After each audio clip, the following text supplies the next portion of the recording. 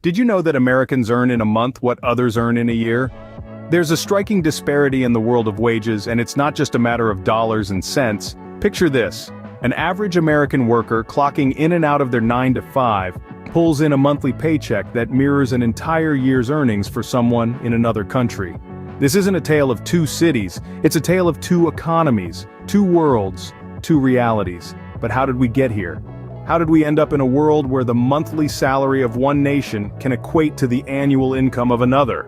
The answer isn't straightforward.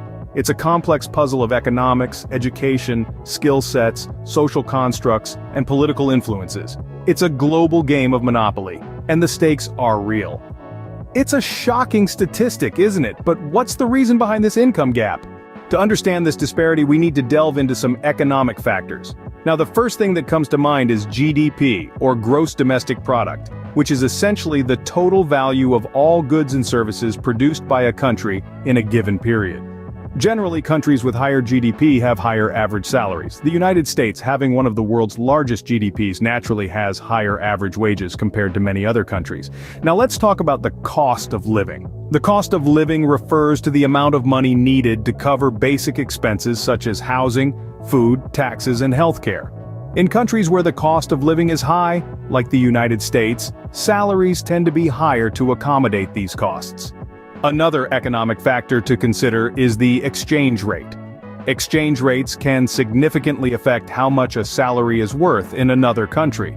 For instance, $1 US may be equivalent to several units of another country's currency, so while an American salary may seem high when converted to another currency, it may not be as impressive when you consider the cost of living and purchasing power in the US.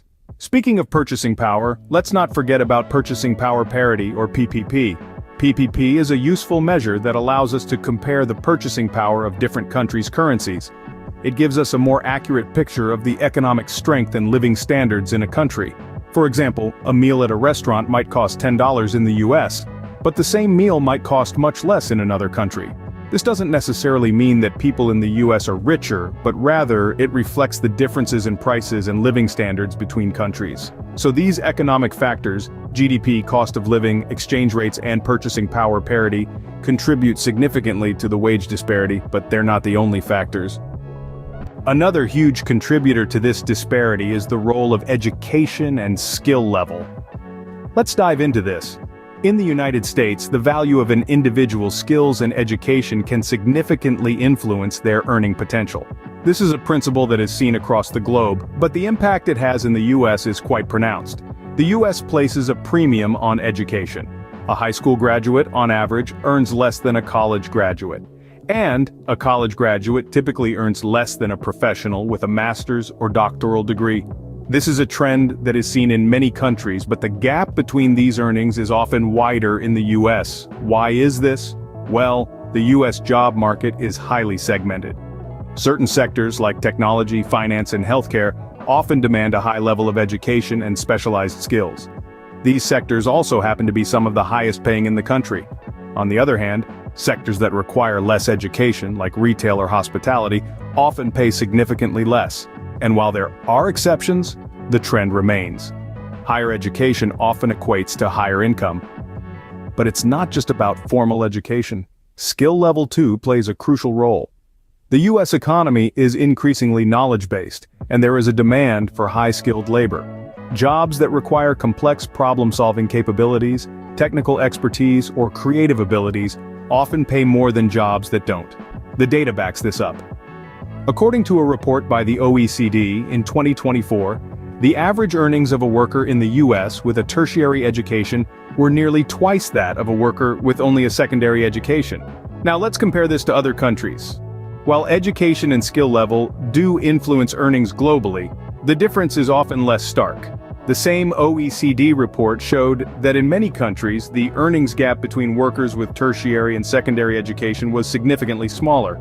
Education and skill level play a significant role, but there's more to consider. Sometimes the disparity isn't only about economics or education, social and political factors also come into play. Social and political factors can significantly influence income disparity. For instance, government policies and labor laws can shape the economic landscape, favoring certain sectors or demographics.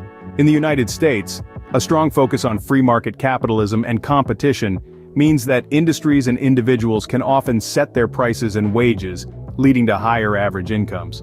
Conversely, in countries where the government plays a more significant role in setting wages, the average income might be lower. That's not to say one approach is better than the other. Each has its pros and cons, with different impacts on income disparity. Social Security, another political factor, also greatly influences income disparity. In the United States, Social Security benefits are often less generous than in other developed countries, leading to a greater reliance on private savings and investment for retirement. This can contribute to higher incomes as individuals and households strive to secure their financial future. Labor laws, too, can have a profound impact. In countries with robust labor protections, workers may enjoy higher wages and better working conditions.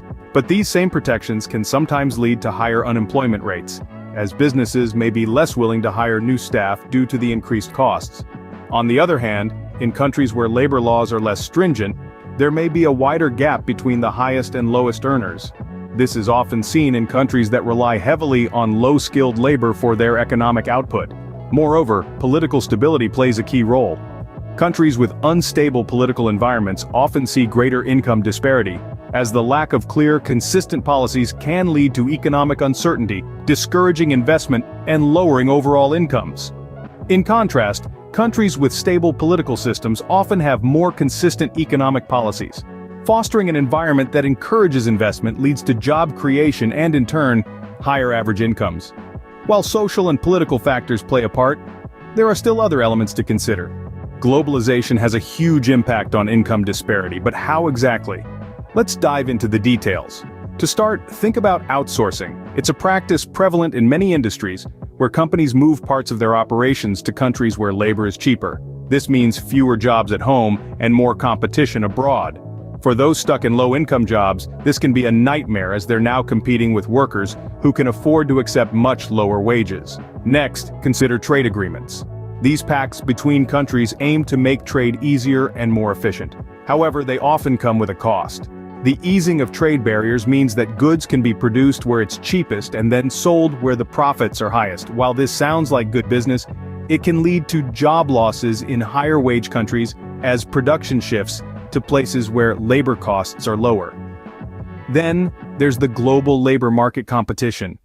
In the face of globalization, the labor market has become a global arena. Workers are not just competing with their neighbors for jobs, but with people across the globe. This competition can drive down wages, especially for jobs that don't require advanced skills or education. So, how does the data look? Well, studies show that globalization has contributed to increasing income inequality in many countries, including the United States. Some economists even argue that globalization is one of the primary drivers of the wage gap, causing a significant portion of the rising inequality. However, it's essential to remember that globalization is not the only factor at play. Other elements such as education, skill levels, and social and political factors also significantly influence income disparity. Globalization, thus, is a part of a larger complex puzzle. In conclusion, while globalization has many economic benefits, it also plays a role in widening the wage gap. It's a double-edged sword that requires careful handling to ensure that its benefits are maximized while its negative impacts are minimized. Globalization has undeniably influenced the wage gap, but it's part of a larger, complex puzzle. So we've explored the economic, educational, social, political, and globalization factors behind the wage disparity. Let's recap. It's clear that the income gap, where Americans earn in a month what others might earn in a year, is influenced by a myriad of factors. Economic elements like the GDP, the exchange rate, and the cost of living all play significant roles. Education and skill levels also factor in, with higher levels often correlating to higher wages. Social and political factors can't be overlooked either, as they shape policies and regulations that impact earnings.